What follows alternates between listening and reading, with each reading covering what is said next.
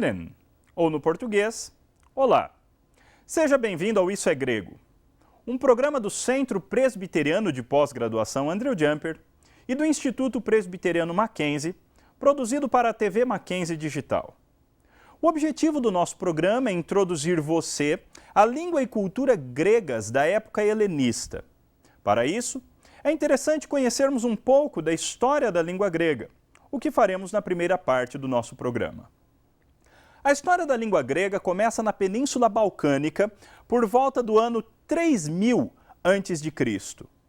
Os documentos escritos mais antigos datam de 1400 anos antes de Cristo e utilizam um sistema de escrita diferente do sistema atual, chamado linear B.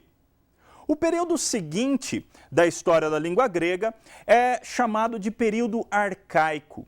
Foi a época de grandes escritores como Homero, Hesíodo, e nessa época o alfabeto grego foi transformado para os caracteres como nós os conhecemos hoje. No período do grego arcaico, que vai de 1000 a 330 anos antes de Cristo, havia 4 principais dialetos gregos falados no Império Macedônico. Esses dialetos eram o dialeto eólico, dórico, jônico e ático. Os dialetos eólico e dórico sobreviveram em escritos poéticos de escritores como Safo, Píndaro e Teócrito. O dialeto jônico pode ser encontrado em Homero, Hesíodo, Heródoto e Hipócrates. À medida que Atenas tornou-se a capital política e cultural de Hélade, ou da Grécia Antiga, o dialeto ático tornou-se também uma espécie de língua oficial dos gregos. O dialeto ático é derivado do jônico e tornou-se praticamente o equivalente ao que nós hoje chamamos de grego clássico. Foi usando este dialeto, por exemplo, que escreveram Platão, Sófocles, Aristófanes, Xenofonte e outros escritores, poetas e filósofos gregos. Em 336 a.C., Alexandre o Grande tornou-se o rei da Macedônia, tendo herdado de seu pai, Filipe II, o trono. Alexandre fora educado por Aristóteles e é conhecido por ter sido um brilhante general na arte da guerra e por ter unificado o grande Império Macedônico. Alexandre conquistou a Ásia Menor, o Egito e o Império Persa, este último no ano de 330 a.C. Tendo conquistado todos esses povos, Alexandre acumulou os títulos de rei da Macedônia, hegemônico da Liga Helênica, Chá da Pérsia e faraó do Egito. Alexandre e seus sucessores não somente conquistaram todos esses povos, mas imprimiram a cultura grega sobre eles, de tal forma que a língua grega passou a ser língua franca do grande Império Macedônico. Assim, a data de 330 anos antes de Cristo é considerada como a época em que o grego ático passa a ser falado em várias partes do Império. Esse grego sofre mudanças dinâmicas e naturais que o tornam mais simples. E assim, o grego ático transforma-se no grego koiné. Koiné significa comum. E essa língua, então, ática, passou por esse processo de simplificação ao tornar-se a segunda língua da maior parte dos povos dominados por Alexandre. O grego koiné também foi chamado de grego helenista, visto que foi uma das ferramentas e evidências da helenização de outros povos. Esse grego dura de 330 a.C. até 330 depois de Cristo. É evidente que existiam diferentes níveis de grego koiné falados e escritos. Comumente, classificam-se esses diferentes níveis como o grego koiné literário, que era o mais rebuscado dentre eles e parecido com o ático. Autores como Políbio, Joséfo, Filo de Alexandria, Deodoro, Estrabão, Epiteto e Plutarco escreveram usando essa vertente do grego koiné, o koiné literário. No extremo oposto ao grego koiné literário, encontra-se o grego koiné vernacular, que aponta para a língua como era usada pelos povos conquistados por Alexandre. Documentos que testemunham esse tipo de grego foram encontrados no século XIX no Egito.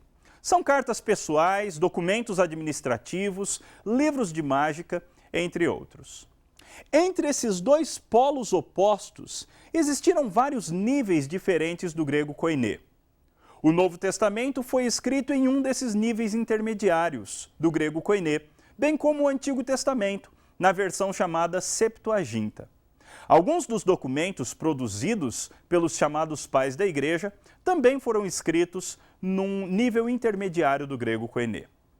É este grego, o koiné, que é o foco do nosso programa. Mas terminemos a história da língua grega. Foi utilizado até 330 d.C. o grego koiné. Nesta época, em 330 d.C., o imperador Constantino transformou o catolicismo na religião oficial do Império Romano. Posteriormente, o império dividiu-se e o grego deixou de ser uma língua franca universal. Cada vez mais, durante a Idade Média, o grego tornou-se uma língua antiga, restrita aos estudiosos católicos. O período do grego bizantino, como esse grego tornou-se conhecido, vai de 330 a 1453 d.C. O que marca a mudança do grego bizantino para o grego moderno é a invasão de Bizâncio em 1453. Segue-se a isso o Renascimento, que resgatou as obras gregas clássicas. O grego moderno, que evidentemente tem sofrido diversas alterações, como qualquer língua falada, é falado hoje na República Helênica, ou Grécia, e também na ilha de Chipre. Estima-se que hoje o total de falantes da língua grega gira em torno de 15 milhões de pessoas. No próximo bloco, aprenderemos o alfabeto grego. Fique conosco.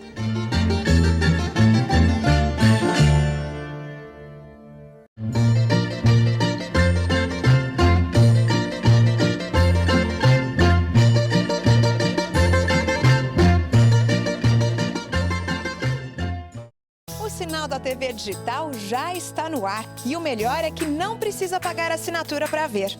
Que tal a imagem digital? Perfeita. E aqui no carro? Imagens som incríveis. E a imagem do jogo de futebol? Ó, imagem digital aqui no ônibus. Celular em todo lugar. Uau, quem disse que imagem boa é só em casa, hein? Sinal da TV Digital. É pra você. É de graça. É bom de ver.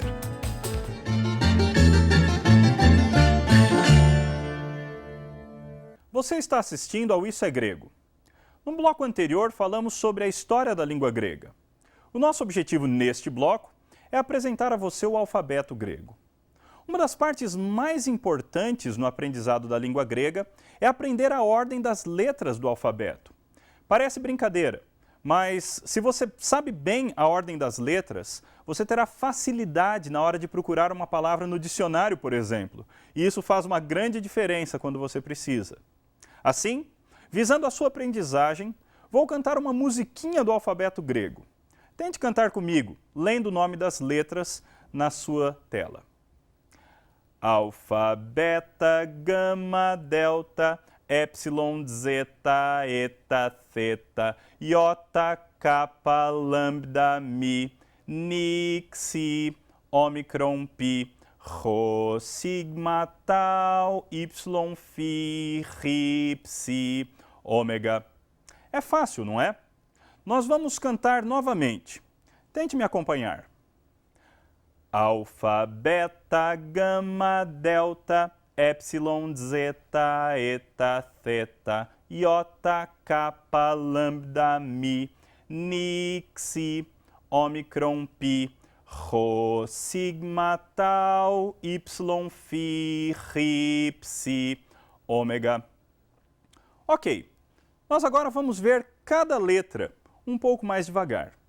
Em nosso quadro, nós temos a letra maiúscula, a forma minúscula da letra, o nome da letra em grego e um nome aportuguesado, o mesmo nome aportuguesado ou transliterado. A letra alfa você, para fazê-la, precisa começar de cima e aí então fazer. É como uma espécie de X na nossa língua portuguesa.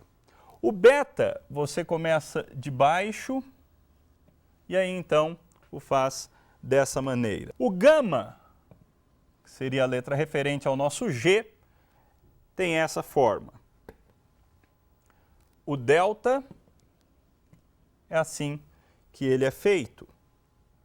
O epsilon parece bastante o nosso E. O zeta tem uma forma um pouco diferente, mas também não é tão difícil assim. Depois, então, nós temos o eta, que seria como que um E fechado. O theta, com a língua entre os dentes, theta, tem essa forma. O iota é bastante parecido com o nosso I. O kappa, também referente e parecido com o nosso K. O lambda, que seria o nosso L, tem esta forma. O mi, que seria o nosso M, é assim. O ni, por sua vez, tem essa forma. Essa é a letra Xi.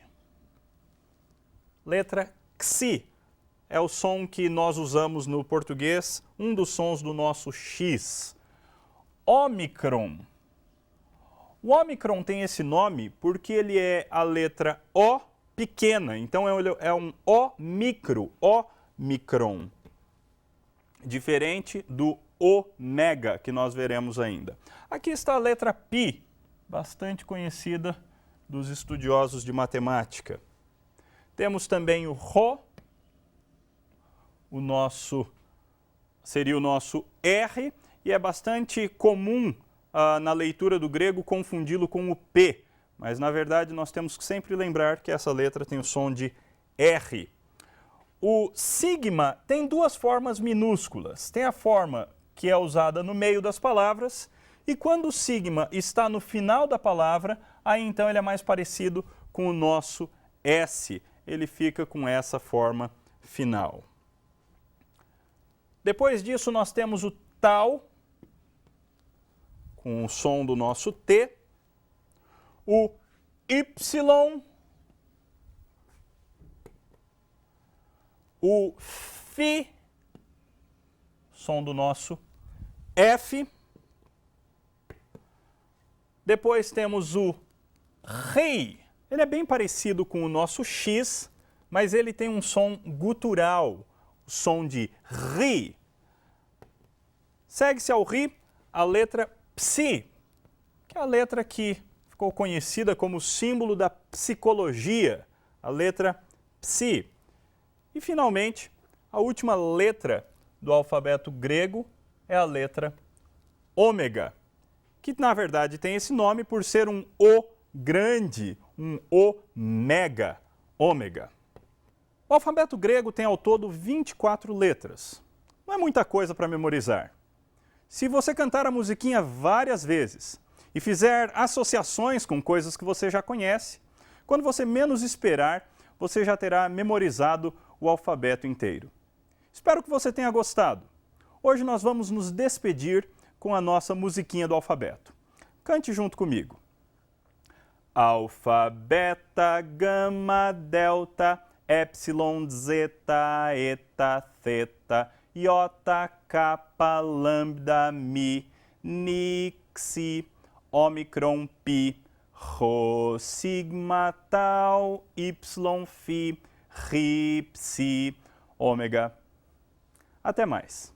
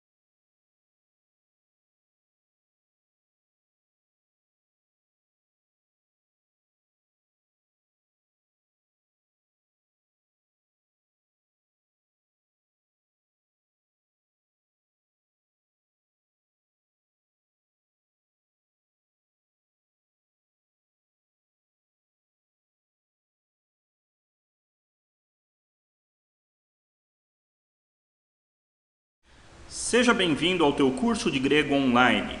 Na aula de hoje nós faremos uma introdução ao estudo dos verbos. Vamos começar então do começo. Um verbo é toda palavra que indica ação, estado, fenômeno natural, ocorrência, desejo e outros processos. A ideia do verbo então é uma palavra que indica movimento ou ação ou atitude. O verbo é assim. Os verbos gregos têm 4 características: modo, tempo, voz e pessoa. O modo diz respeito a como o verbo se relaciona com a realidade. Os modos gregos são indicativo, que é o modo da realidade, é o modo do fato. Uma coisa que aconteceu, está acontecendo ou vai acontecer, de fato, estaria no indicativo. O modo subjuntivo é o modo da possibilidade, se, talvez, tomara. Esse então é o modo subjuntivo, aponta para possibilidade, probabilidade. O imperativo é o modo de ordem, faça isso, tome aquilo, beba aquilo. E o optativo, que praticamente não ocorre no Novo Testamento grego, é o modo do desejo ou da possibilidade.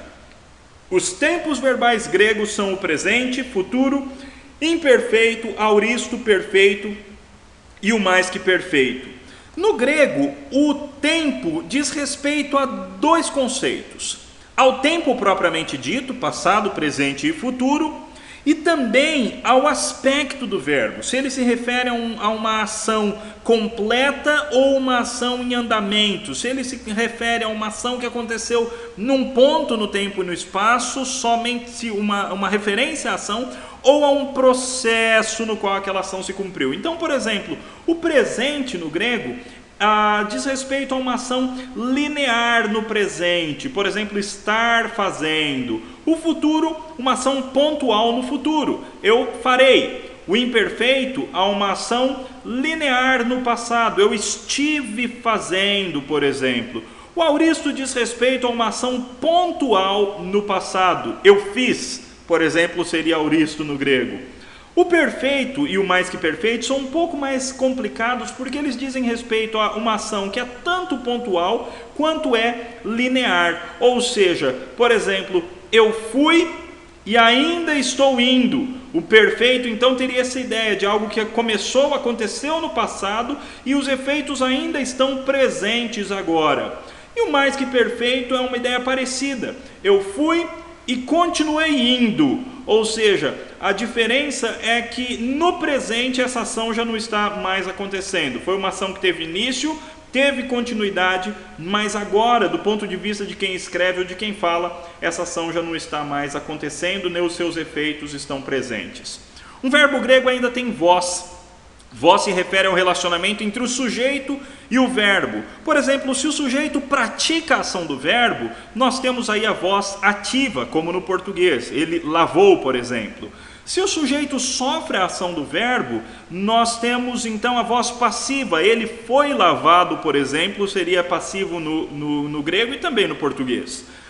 E no grego nós temos uma terceira voz, a voz média, que aponta quando o sujeito pratica a ação em si mesmo, de si mesmo ou para si mesmo. Portanto, nós temos tanto a ideia de reflexividade, o sujeito lavou-se, por exemplo, um verbo reflexivo, ou indica intensidade. O sujeito lavou e ele tinha uma intenção muito grande de se lavar, ele tinha uma vontade muito grande de fazê-lo. Um verbo grego ainda tem pessoas, são as mesmas pessoas do português. Eu, tu, ele, primeira, segunda e terceira pessoas do singular, nós, vós, eles, primeira, segunda e terceira pessoas do plural. A forma de apresentação dos verbos gregos é diferente. No português nós apresentamos os verbos no infinitivo, cantar. No grego nós apresentamos o verbo na primeira pessoa do singular, do presente do indicativo ativo. Então, por exemplo, o verbo lio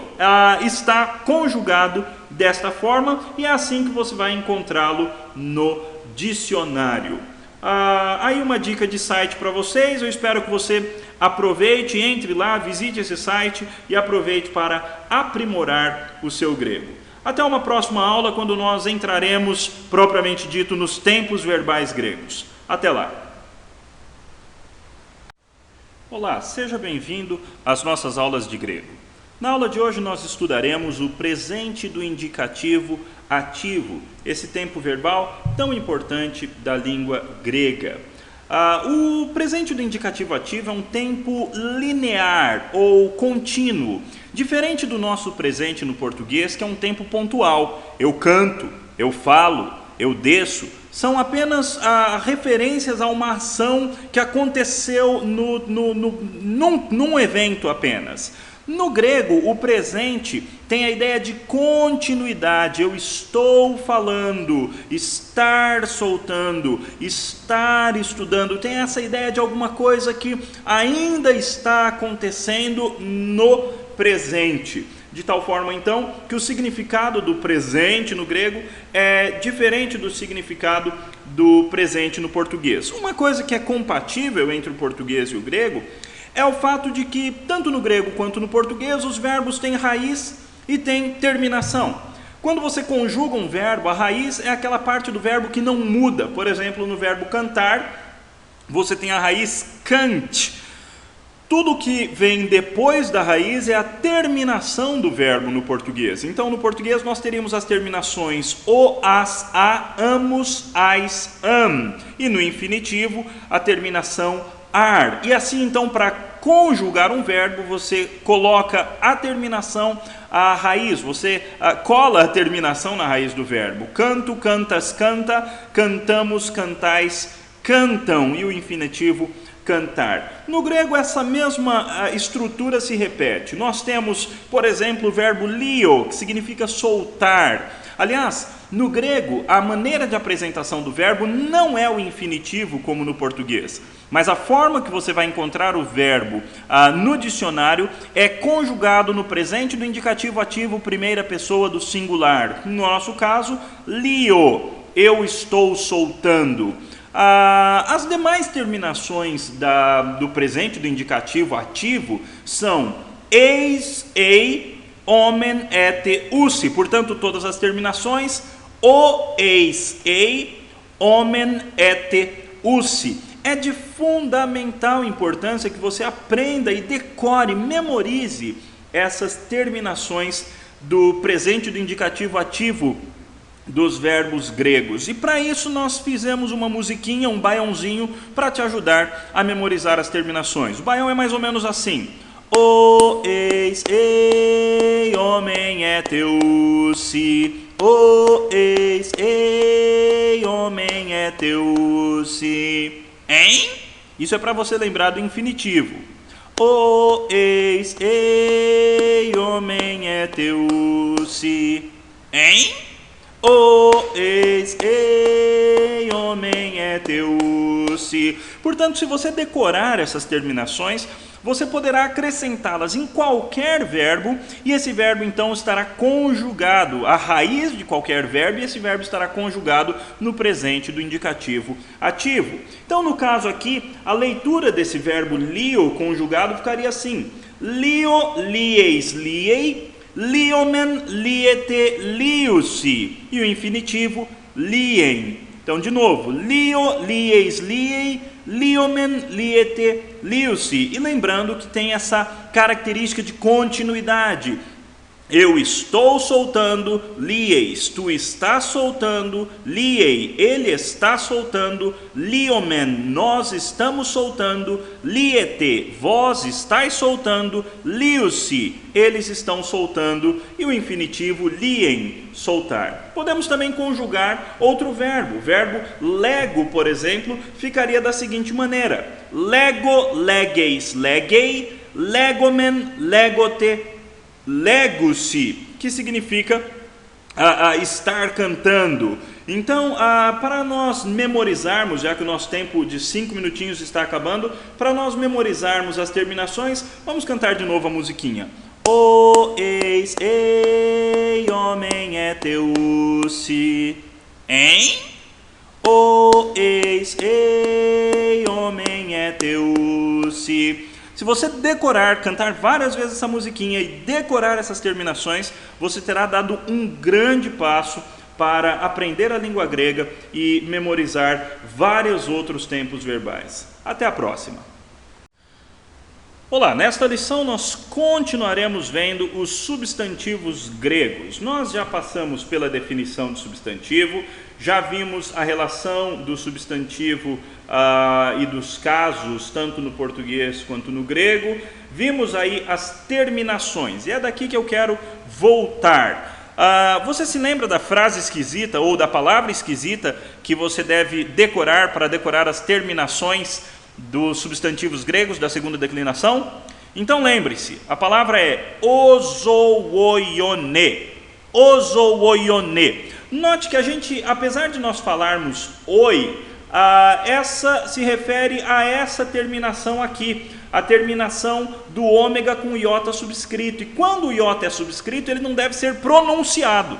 Nós só estamos usando na palavra esquisita, falando oi, para você se lembrar que existe esse iota subscrito. Portanto, nós podemos declinar vários substantivos decorando as nossas terminações, ozooione. Por exemplo, o substantivo oftalmos, olho, ficaria oftalmos, oftalmu, oftalmo, oftalmon, oftalme. Logos, palavra, ficaria logos, logo, logo, logon, loge. Cosmos, universo, cosmos, cosmo, cosmo, cosmon, cosme. Kyrios, Senhor, Kyrios, Kyrio, Kyrio, Kyrion, Kyrie. Nós temos então assim o nominativo, genitivo, dativo, acusativo e vocativo. Naquela expressão esquisita, ozooione. Apenas para nós relembrarmos como seria a tradução, então, dessas palavras declinadas. No nominativo, a palavra logos significa simplesmente palavra. Ela desempenharia a função de sujeito numa frase. O genitivo logo desempenharia a função de adjunto adnominal, de posse, de palavra. Dativo, logo, seria um objeto indireto, em palavra ou por palavra. O acusativo logon ficaria palavra, mas desempenhando a função de objeto direto. E finalmente o vocativo loge seria a maneira então de você chamar essa palavra. Loge, palavra. E assim então é que você tem a declinação dos substantivos gregos. Pense agora nessa frase em português. O olho do homem vê o mundo em uma palavra. Eu sei, a frase é muito esquisita, mas é apenas para nós decorarmos e aprendermos melhor a língua grega. No grego ficaria ho oftalmos, no nominativo, desempenhando a função de sujeito, tu antropo, no genitivo, do homem, blepei, é um verbo aí no presente do indicativo ativo, terceira pessoa. Lembra lá, o eis ei. Nós temos então blepei, o olho do homem vê. Ton cosmon é um acusativo, aponta para o objeto direto, aquilo que foi visto. O olho do homem vê ton cosmon, vê o mundo. E en logo, nós temos aí um dativo, vê o mundo em uma palavra. Portanto, ho oftalmos tu antropo, blepei ton cosmon en logo. O olho do homem vê o mundo em uma palavra. Note as terminações: os do nominativo, o do genitivo, on do acusativo e o do dativo. Lembra da palavra esquisita? Ozooione. Ozooione. Nessa frase nós não temos o vocativo. Aliás, o vocativo é um caso que não é tão usado assim, a não ser para nomes de pessoas. Portanto, os casos são nominativo, genitivo, dativo, acusativo e vocativo. E a maneira de você decorar é com a palavrinha esquisita ozooione.